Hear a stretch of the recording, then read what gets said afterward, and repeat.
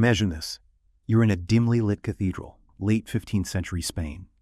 It's quiet, hushed prayer, and then suddenly violence. A moment frozen in time, actually, by a really famous painting. Today we're exploring that very painting, Bartolomé Esteban Murillo's Death of the Inquisitor, Pedro de Arbués.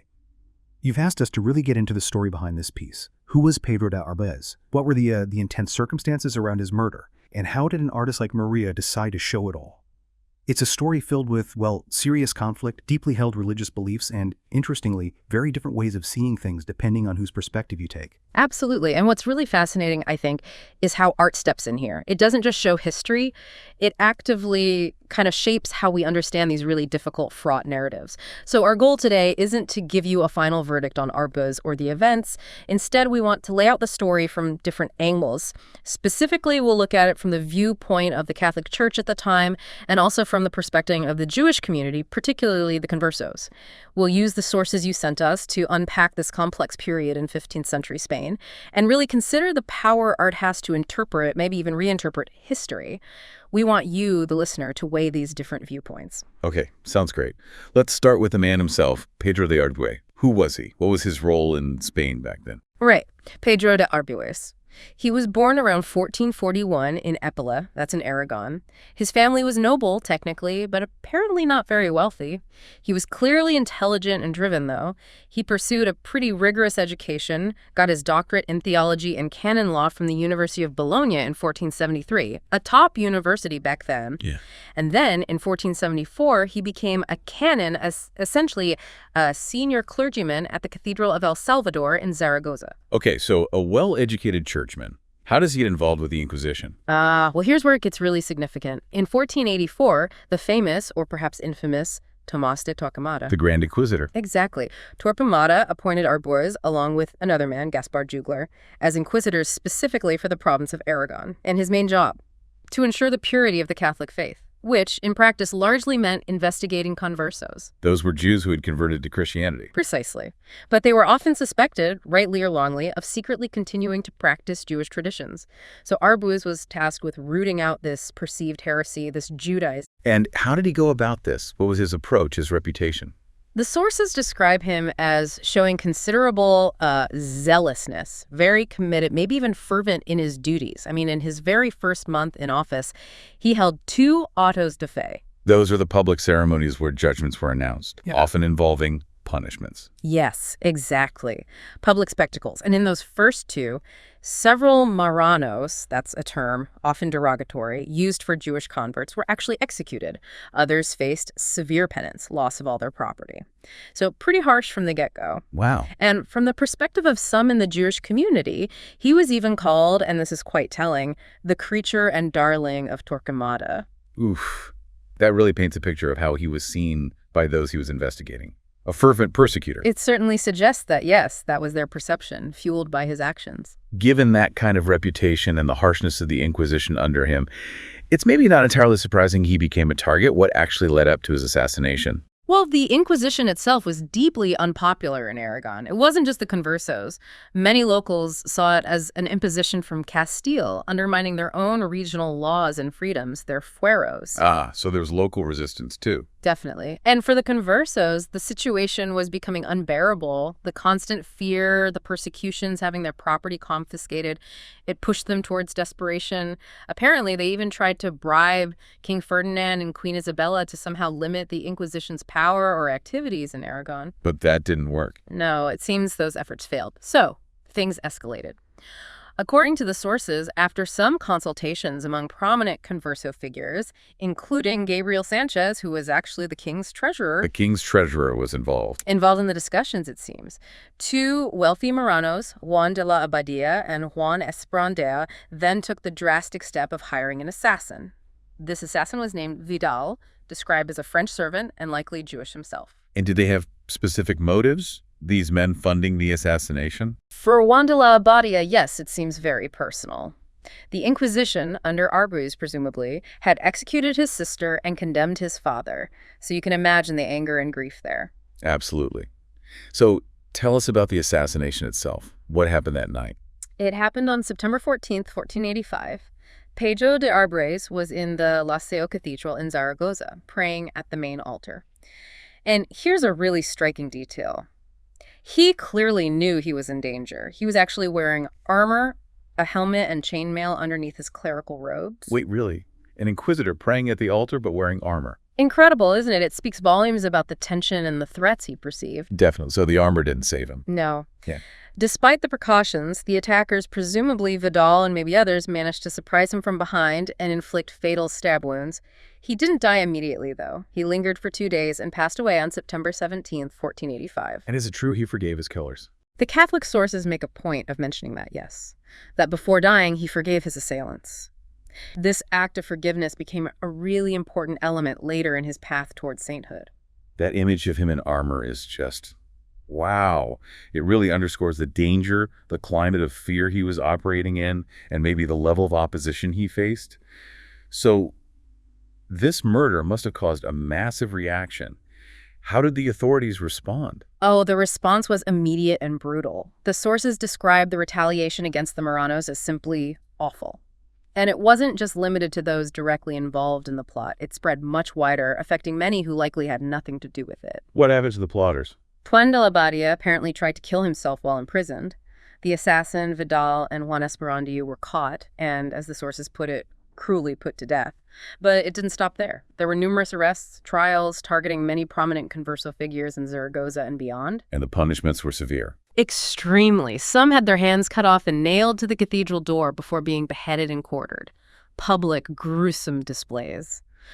Louis de Saint-Angel, another important official and converso, was beheaded, his head put on a pole, his body burned. And wasn't there something about property confiscation linked to that? Yes, that's a chilling detail. A few years later, in 1489, Pedro de Arbués' own sister was granted property that had been confiscated from the executed Louis de Saint-Angel. So it wasn't just about religious purity, was it? There were material gains to be had from these accusations and executions. It certainly raises that question, doesn't it? It suggests the trials following the murder might have served a dual purpose, punishing the killers, yes, but also providing a convenient opportunity to eliminate influential conversos and seize their assets, all under the justification of fighting heresy. Was it universally accepted that only conversos were involved? That was the dominant narrative in Spain, yes. But interestingly, a contemporary chronicler, Hernando del Pulgar, actually noted that some old Christians, meaning Christians without Jewish ancestry, were also involved in the conspiracy. Were they punished? No. According to Pulgar, none of them were ever tried or faced any consequences, which, again, points to how selectively the blame might have been assigned. So for the church, did this murder weaken the Inquisition? Quite the opposite, ironically. Arbués' death was used as fuel. It significantly boosted Torquemada's campaign against perceived heretics and crypto-Jews. It became a martyr story that strengthened the Inquisition's resolve and, arguably, its power. Right. And that leads us to the sainthood aspect. His death was framed as martyrdom almost immediately. Pretty much, yes. Within the Catholic Church, his violent death while performing his duties was seen as a martyrdom for the faith. The process for beatification, the step before sainthood, started relatively soon after he died. When did that happen? He was formally beatified by Pope Alexander II quite a bit later, on April 20th, 1664. And full sainthood. That took even longer. He was canonized, declared a saint, by Pope Pius X on June 29th, 1867, nearly 4 centuries after his death. Was that controversial at the time, 1867? Oh, very much so. His canonization actually sparked protests, not just from Jewish groups, but from some Christians as well. And Pope Pius IX himself added fuel to the fire in the official document of canonization, Maiorum Caritatem. What did he say? He wrote something quite pointed. The divine wisdom has arranged that in these sad days, when Jews help the enemies of the church with their books and money, this decree of sanctity has been brought to fulfillment. Wow. So he directly linked the canonization to contemporary anti-Jewish sentiment in the 19th century. Exactly. It's a really stark reminder that these acts of veneration aren't always just about the past. They can be deeply embedded in the politics and prejudices of the time they occur. It tells you as much about 1867 as it does about 1485. How is Saint Pedro de Arbués generally viewed in Catholic tradition today? He's often presented as a symbol, a beacon of moral rectitude and spiritual fervor. The narrative focuses on his unwavering commitment to the church, his bravery, and that act of forgiveness. His life story is often used as an example of zealous devotion and determination, framed within the context of the church's struggle for religious uniformity during the Inquisition period. Okay, so we have this incredibly complex historical figure, the brutal events, the conflicting narratives, the path to sainthood. Now let's bring in the art. How does Murillo's painting engage with all of this? Right. Bartolomé Esteban Murillo, he was a giant of Spanish art, specifically the Baroque period in Seville. Born 1617, died 1682. He painted a huge amount, mostly religious subjects, which is what he's most famous for, but also these wonderful genre paintings, scenes of everyday life. In this specific painting, The Death of the Inquisitor, when and why was it made? It was painted sometime after 1664, and the timing is key. It was commissioned specifically for the Chapel of the Inquisition, located in Seville, to mark Arbués' beatification in that year, 1664. Ah, so directly linked to that first step towards sainthood. Precisely. It was created as part of that veneration process. It's an oil-on canvas, not enormous, about 94 by 69 centimeters. And interestingly, there isn't just one version. There are known versions in the BBVA collection in Spain, another in the Hermitage in St. Petersburg, and one in the Vatican. Multiple versions suggest it was considered quite important. What does the painting actually look like? What does it show us? Murillo uses a really dramatic composition. You have strong diagonal lines pulling your eye toward the central figure, Arbués, who's shown kneeling at the high altar. Then, behind him, the assassins are depicted lunging forward, stabbing him violently. The style is what one art historian, Julián Gallego, called Black Murillos. Black Murillos, what does that mean? It refers to a style Murillo sometimes used, characterized by looser brushwork, subtle modeling of forms, and a generally dark atmospheric setting, often used for preparatory sketches or paintings meant for private devotion. It gives the scene a kind of intense, almost somber feel. And how does he portray Arbués versus the killers? There's a deliberate, stark contrast.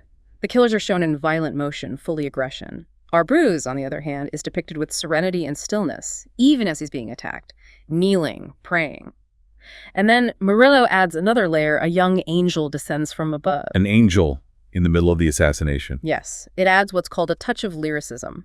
The angel holds the martyr's palm branch in one hand, a symbol of martyrdom, and with the other hand points upwards towards heaven, indicating the divine reward awaiting Arbués. So the angel basically confirms the martyrdom interpretation. Exactly. It visually frames the event not just as a murder, but as a sacred martyrdom.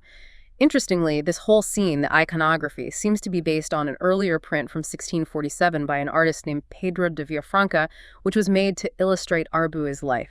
So the painting really leans into the martyrdom narrative, doesn't it? It kind of romanticizes the event, portraying Arbués as this serene figure facing evil, destined for heaven, despite his role in the Inquisition's, well, brutality. Absolutely. It's a very clear visual argument being made. As one analysis puts it, the angel and the cherubs effectively sanctify the act of Arbués' death in the eyes of the viewer. And, as that analysis notes, this can be quite uncomfortable for us today, knowing the historical context of the Inquisition and Arbués' role. It really highlights the power of art to shape perception. It does. The painting presents this stark choice. You see the earthly violence of the attackers versus the promise of a heavenly reward for the victim. It's a powerful piece that absolutely reflects the complex interplay of religious belief, institutional power, the Inquisition, the Church, and artistic patronage in 17th century Spain. Murillo isn't necessarily endorsing the violence itself, you could argue, but he is brilliantly translating the dominant theological interpretation of the event into a compelling visual language. He's solidifying a particular narrative through his art. It really makes you think about how history gets told and whose version gets immortalized. Definitely. It prompts us to consider how art doesn't just reflect history, but can actively shape and sometimes really complicate our understanding of it. So to wrap up, we've looked at Pedro de Arbués, a figure who embodies the fierce conflicts of the Spanish Inquisition. Zealous official to some, brutal persecutor to others.